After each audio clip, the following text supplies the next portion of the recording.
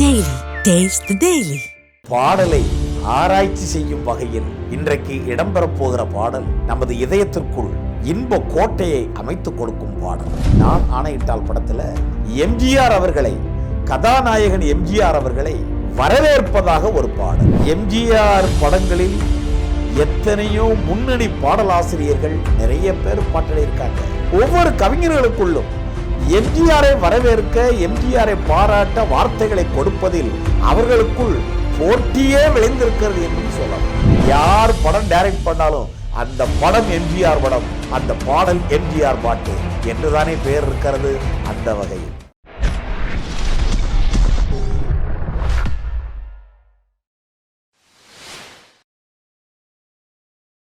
திரைமொழி சேனலின் அன்புள்ளம் கொண்ட நேயர்களே, நமது திரைமொழியின் வாயிலாக உங்களை தொடர்ந்து சந்திப்பதில் உங்கள் தோழர் எல்வி ஆதவனாகிய நான் மட்டற்ற மகிழ்ச்சி கொள்கிறேன். இன்னைக்கு பாடலை ஆராய்ச்சி செய்யும் வகையில் இன்றைக்கு இடம்பெறப் போகிற பாடல் நமது இதயத்திற்குள் இன்ப கோட்டையை அமைத்து கொடுக்கும் பாடல். நான் ஆணையிட்டால் கருப்பு வெள்ளை திரைக்காவியத்தில் பிறந்த இடம் தேடி நடந்த தென்றலே என்கின்ற பாடல். இந்த பாடலை கவிஞர் ஆலங்குடி சோமு அவர் வார்த்தைகளில் வடித்து கொடுத்திருக்கிறார். மெல்லிசை மாமன்னர் MS விஸ்வநாதன் மெட்டமைத்து இசை ஊட்டியிருக்கிறார். பாருங்க, LR ஈஸ்வரி அந்த குழுவினருடைய குரல் இந்த பாடலை அலங்கரித்திருக்கிறது. சத்யா மூவிஸ் தயாரிப்பான நான் ஆணையிட்டால் படத்தில் எம்ஜிஆர் அவர்களை, கதாநாயகன் எம்ஜிஆர் அவர்களை வரவேற்பதாக ஒரு பாடல். பொதுவாக நீங்கள் பாருங்கள், எம்ஜிஆர் படங்களில் எத்தனையோ முன்னணி பாடலாசிரியர்கள் நிறைய பேர் பாட்டெழுதியிருக்காங்க. ஏன் எம்ஜிஆருக்கு உடுமலை நாராயண கவிராயர் எழுதவில்லையா? கவியரசர் கண்ணதாசன் எழுதவில்லையா? பட்டு கோட்டையார் எழுதவில்லையா? கவிஞர் வாலி எழுதவில்லையா? முத்துலிங்கம் எழுதவில்லையா? புலவர் புலமைப்பித்தன் எழுதவில்லையா? கவிஞர் பூவை செங்குட்டுவன் எழுதவில்லையா? ஆலங்குடி சோமு அவர் எழுதவில்லையா? இந்த பாடலை ஆலங்குடி சோமு தான். யார் எம்ஜிஆர் படங்களில் எம்ஜிஆரை வரவேற்கின்ற, வாழ்த்தி அமைக்கின்ற பாடலை வார்த்து கொடுத்தாலும் வார்த்தைகளை கையாளும் போது இவர்கள் மிக தனித்துவமாக சிந்தித்திருக்கிறார்கள். அதைவிட ஒவ்வொரு படத்திலும் ஒவ்வொரு கவிஞர்களுக்குள்ளும் எம்ஜிஆரை வரவேற்க, எம்ஜிஆரை பாராட்ட வார்த்தைகளை கொடுப்பதில் அவர்களுக்குள் போட்டியே விளைந்திருக்கிறது என்றும் சொல்லலாம். எந்த பாடலில் யார் வென்றார் என்று ஆராய்ச்சி செய்து பார்த்தால் ஒவ்வொரு பாடலிலும், ஒரு பாடலில் கண்ணதாசன் எம்ஜிஆரை குறிப்பிடும் போது அங்கே கண்ணதாசன் வென்று விடுகிறார். வாலி கேட்கவே வேண்டாம், புலவர் புலமைப்பித்தன் ஐயோ, முத்துலிங்கம் ஐயோ, பூவை செங்குட்டுவன் ஒரு பாடல் தான் தந்தார், ஒரு கோடி பாடலுக்கு சமம். இந்த வகையில் ஆலங்குடி சோமு இந்த பாடலின் வாயிலாக எம்ஜிஆரை நினைத்து மெல்லிசை மாமன்னரின் மெட்டுக்கு, பாட்டுக்கு வார்த்தை எழுதியிருக்கிறார். இந்த ஒவ்வொரு வார்த்தையும், இந்த பாடலில் இருக்கும் ஒவ்வொரு வார்த்தையும் எம்ஜிஆருக்கென்றே விளைந்தது.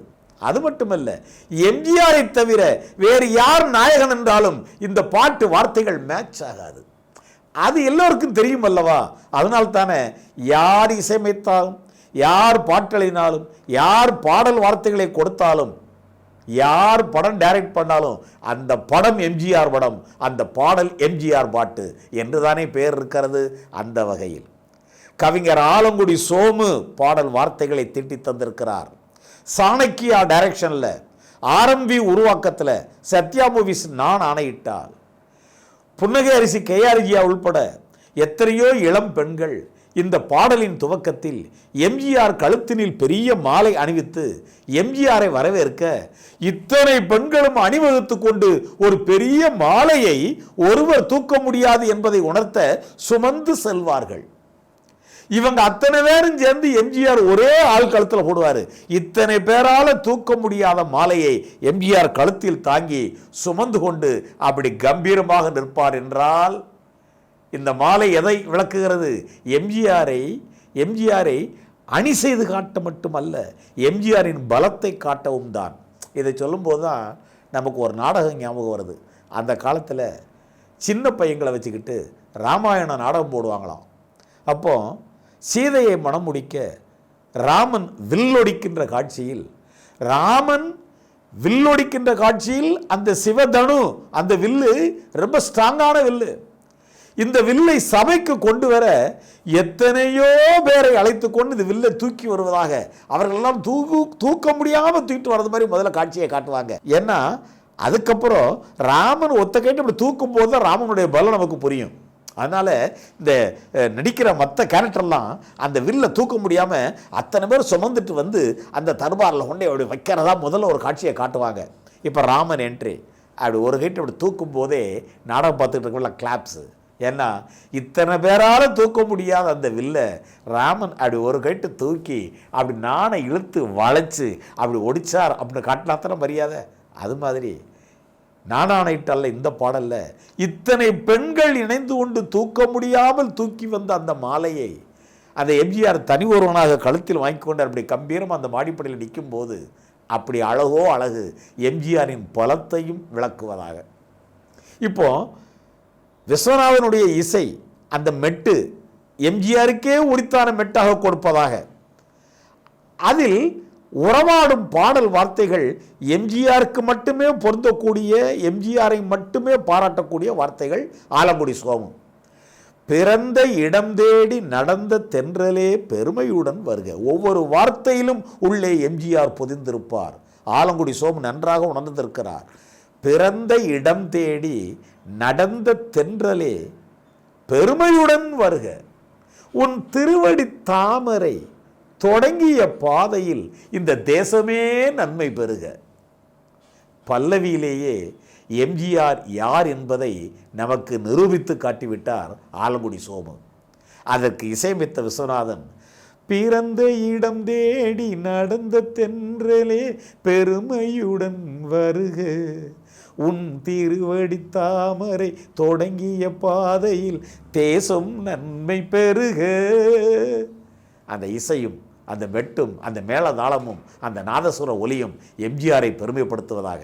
அடுத்து பாருங்க, சரணத்தில் தான் இதை மிஞ்சி நிற்பார் எம்ஜிஆருக்கான வரிகளை கொடுத்ததில் கவிஞர் ஆலங்குடி சோமு. ஆல மரம் போல நீ வாழ, யார் எம்ஜிஆரை பற்றி சொல்கிறாங்க. ஆல மரம் போல நீ வாழ, அங்கு 1000 பறவைகள் இளைப்பார, கால மகள் உன்னை தாளாட்ட, உந்தன் கருணையை நாங்கள் பாராட்ட. அடாடாடாடா, ஒரு கதாநாயகனை அவன் தன்மையை நமக்கு பிரகாசித்து எடுத்து உணர்த்த இப்படியா? ஆலமரம் போல நீ வாழ, அங்கு 1000 பறவைகள் இளைப்பார, கால மகள் உன்னை தாளாட்ட, உன் கருணையை நாங்கள் பாராட்ட. ஒரு கதாநாயகனை அப்படி வடித்து கொடுக்க இதைவிட வார்த்தைகளும் வெட்டும் வேறு வேண்டுமோ, முடியுமோ? அடுத்த சரணம் இதற்கெல்லாம் உச்சமாக எம்ஜிஆரை பார்த்து இந்த பெண்கள் அணிவகுத்து பாடுவதாக. உதய சூரியன் உன் வரவு, இந்த உலகம் யாவுமே உன் உறவு, எதையும் தாங்கிடும் நிலை பெறவே, எங்கள் உதய பூமியில் ஒளி தரவே.